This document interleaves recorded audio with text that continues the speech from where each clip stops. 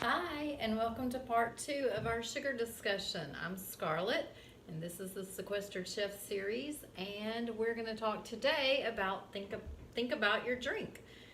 Last week we talked about sugar and food and ways to reduce the amount of sugar we're eating, either by changing up and trying some only natural sugar recipes, or even just trying recipes and cutting the amount of sugar in the recipe by half and see if you like that. I hope some of you are able to do that and realize that maybe you don't need so much sugar. And maybe it's some of the other flavors that you really like, and they'll come out more when you're not covering them with sugar. But today we're going to talk about the sugar in your beverages. And that is how we get most of our sugar, actually, is through what we drink. And that is the worst kind of sugar to get, because when you eat sugar, like in an apple or a piece of fruit, there's other things in there like fiber that your body has to break down. So it slows the process of getting sugar to your bloodstream. But if you just come in and you hadn't had anything to eat, or maybe you don't like breakfast, but you drink a Coke every morning to get you up and going, that sugar goes straight into your bloodstream. There's nothing stopping it. So you're going to get a really big spike really fast. And even if you just have one 12-ounce soda a day, that increases your risk of heart disease by 1/3. So I'll hear a lot of people say, oh, I just drink one a day. It's no big deal. But it really is a big deal. In fact, if you drink one or two, so suppose you drink that soft drink for breakfast in the morning instead of coffee to get your caffeine, and then you drink a big old glass of sweet tea in the evening with your dinner, just those two extra a day, if you do that every day, you've increased your chance for diabetes by 26%.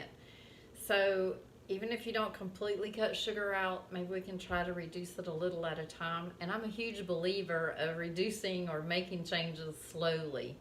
That's the problem with New Year's resolutions, is everybody wants to make this big grand change at the first of the year, and it's hard and it's not sustainable, and by the end of January you're so frustrated you just completely give up. Where if you had broken that big goal down into tiny little steps, you probably would have been successful. So the same with sugar. I suggest starting small. I'm going to give you some tips on how to do that in a minute. But don't just try to go cold turkey, because you're probably not going to be successful. And I really do want you to be successful. So if you, at the end of this video, if you need some more guidance, feel free to reach out to me at fitterbyfar@gmail.com. Or you can check out my Fitter by Far Facebook page. And as y'all know, a lot of times I have a Pinterest page that goes with whatever topic. And this one, I do have some fruit-infused recipes for you for making water, like you see in the fancy hotel lobbies. We can do some of those. We're going to talk about that at the end in just a minute. But let's talk about two kinds of sugar, glucose and fructose. So glucose is in carbs that we eat.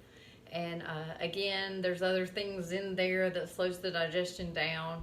It goes into our liver. The liver takes what it needs of the glucose, and the rest goes out through your bloodstream to the rest of your body. That is not how it works with fructose. And yet that is what is in fruit, but keep those separate for just a minute. One of the ways that you might hear fructose, and we talked about it in the last video, was high fructose corn syrup. And I told you in the last video how that came to be in the 70s. It's made from corn. It's very cheap, so it's in a lot of processed food. I have read some articles lately that high fructose syrup is not the devil that it was made out to be. But if it's in everything that you eat and your diet isn't mostly whole foods, like just fruits and vegetables, that you're eating snack crackers and cakes and things like that that are packaged, you're getting a lot of it. So it is not great for your health just because of the sheer quantity that you're eating. So you might hear some or read some articles or hear some things on the news that high fructose syrup has gotten a bad rap, just like you hear eggs are good, eggs are bad, oh, they're good again. You're going to hear the same thing about that. But just remember, it's the amount that you're taking in.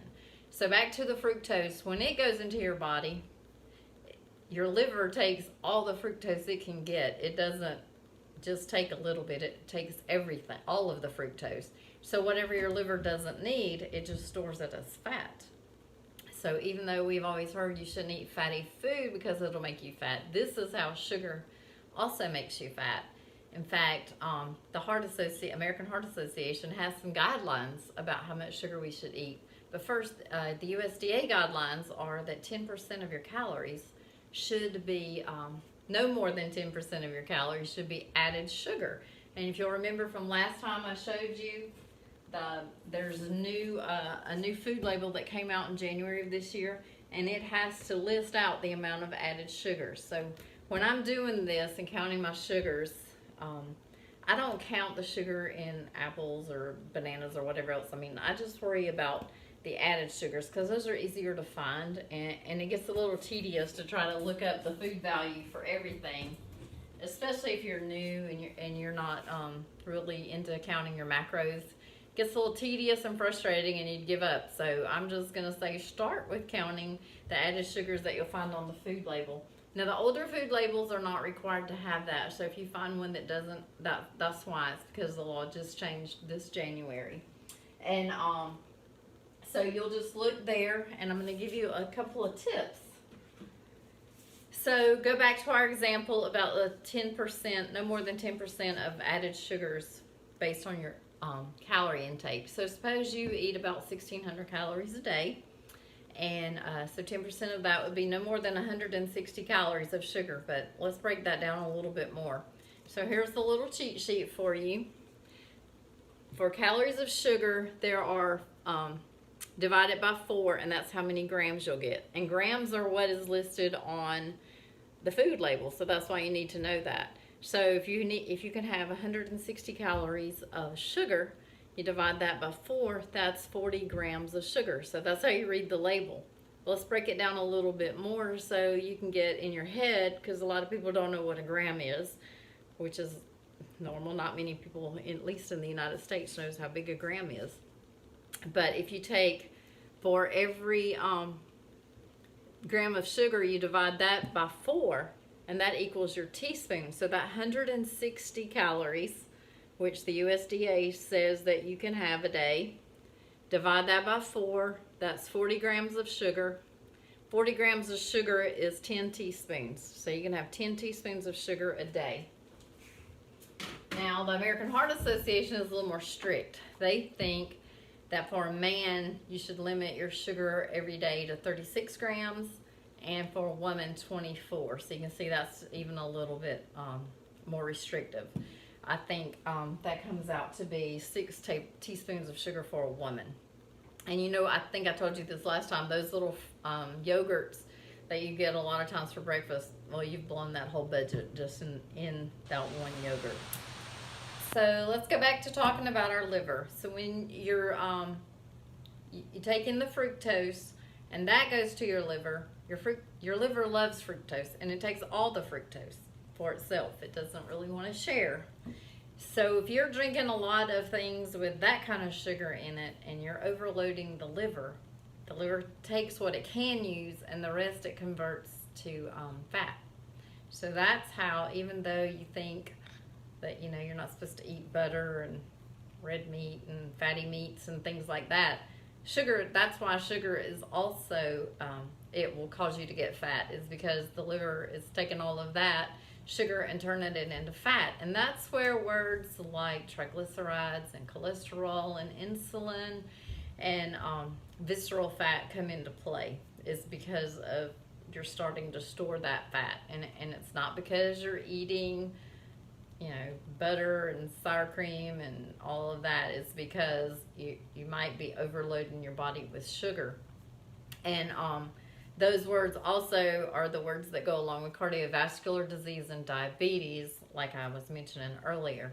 So it's, I would really encourage you to do some research on your own and read about this, because me telling you is one thing, but if you go and read a few articles about it, it'll stick in your head, and as you're picking up your groceries every week, you might think about it a little bit more and start making a little bit different choices.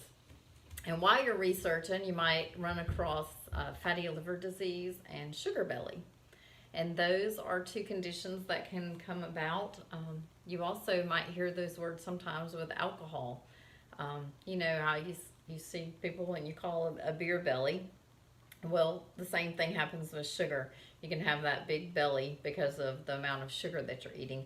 And you can even test this. If you decide to cut back on your sugar, it'll probably take you about 3 days to get your sugar number where you need it to be. And then try for a few more days after that. And one of the first things you're going to notice is your belly gets flatter. It might not be a huge difference, but you will definitely notice that your belly has got, the scale might not change a lot, but your belly size will definitely change. Okay, so now let's talk about some ideas about how to swap out the drinks that you might be drinking now and slowly make that change to drinking water, or at least something between water and what you're drinking now. So, like I said a while ago, remember if you go into a hotel and you see this beautiful container and it's got orange slices or lemon slices, well, you can do that yourself. Because here's one I got I think I got this one at Walmart, but I saw one at Kroger on Tom Hill last week. Actually, it was a double one. It was really pretty. So if you have this made up and sitting on your counter, you almost can't not drink it. And some of the things that you can put in it, you can cut up strawberries. You can do lemon or orange slices, lemon slices, and this is the mint that I grow out on my deck that I've told you about. So what you would do is you crush it a little bit so that the flavor comes out. The same thing with these. You have to make sure that you cut it. So if you cut this in wedges, maybe you probably need to poke it with your knife or whatever so that the juices can get out. If you don't want to do this or you can't find one of these, maybe you can find one of these. I got this on Amazon. So you put your fruit and your mint or whatever you're going to put in there in that, and then you fill it with water, and then you just keep refilling it. This is 28 ounces, so about 3 of these a day would be great for me. And then you just sip on it throughout the day. And because you have crushed the mint and made sure that the juices of the fruit can get out, it'll just flavor your water all day. If you're not quite ready to go straight to water and fruit, here's some ideas. This is just sparkling water. You can pour one of these into this container, or you might need to do 2. I'm not big on carbonated drinks, so 1 was definitely enough for me. And then these are little packets that are sweetened with stevia. I believe that the peach lemonade actually has 1 gram of sugar, but this one is just stevia. And you just put 1 or 2 of those in the water as well with this carbonation. And that just gives you a little bit of a flavored drink, and maybe the carbonation is what you like in the soft drinks more than just the drink and the sugar. So this is a great way to get started.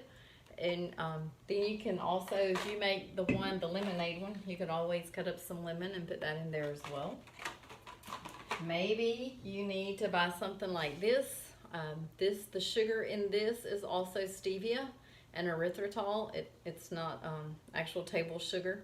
So maybe you need to water this down and put it in that container and slowly wean off of this straight to water.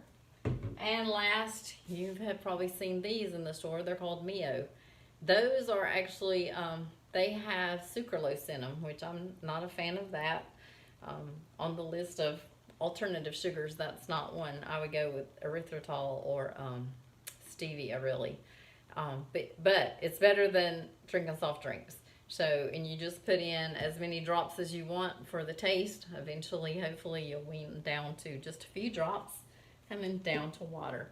So I've got quite a few recipes on the Pinterest page about how to make the water, different ideas with different fruits. You can use watermelon also. I couldn't find any watermelon at the store this week. There are starting to be more things in the store, but that was not one of the things I could find this week. So again, if you have any questions about reducing your sugar, I'll be glad to answer some questions, give you some more ideas. You can reach me at fitterbyfar@gmail.com. Hopefully the Wellness Center will open soon, and if you see me walking around in there, you can just stop me and ask me about it. Again, you can go to the Pinterest page, or you can reach out to me on my Facebook page at Fitter by Far. So have a great day, and I hope that you have started making baby steps to reducing the sugar in your diet. the drinks is the best way. Actually, that's the quickest way to make some changes is in what you drink. And I know I've said this in several of the videos, but if you want to make sure that you're properly hydrated, especially as we're going into the summer. So one way that you can do that is to take your weight, divide that in half, and that's how many ounces you should drink a day. So if you weigh 150 pounds, half of that is 75, so that's the number of ounces that you'll drink. And I think I've told you this before, but a 16-ounce bottle like this, that would be 4.5 of those. So that's so easy. You can make that happen every day, and just make sure you're sufficiently hydrated, especially if you're outside working or exercising. You don't want to start feeling sluggish and tired and dizzy because you didn't get enough liquid. And the liquid that you're putting in your body hopefully will be less sugary and more healthy for you. So have a great week, and I will see you next time. Bye.